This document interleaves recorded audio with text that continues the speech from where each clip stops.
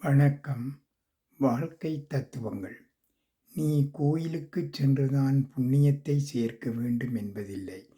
யாருக்கும் தீங்கு செய்யாமல் இருந்தாலே நீ கோவில் சென்றதற்குச் சமம். 10 தலைமுறையின் ஏழ்மையை ஒரே தலைமுறையிலே மாற்றும் வல்லமை கொண்ட ஒரே ஆயுதம் படிப்பு. தேடிச் சென்று அன்பை நிரூபிக்க நினைக்காதே. ஆசையாய்ப் போனால் அவமானம்தான் மிஞ்சும். வாழ்க்கை உன்னை பின்னோக்கி இருக்கும்போது மனம் தளராதே. பின்னோக்கி இழுக்கப்படும் அம்புதான் வேகத்துடன் முன்னோக்கி பாய்கிறது. நினைத்தது ஒன்று, நடந்தது ஒன்று, கிடைத்தது ஒன்று. இதுதான் இங்கே பலரது வாழ்க்கை. நன்றி, வணக்கம்.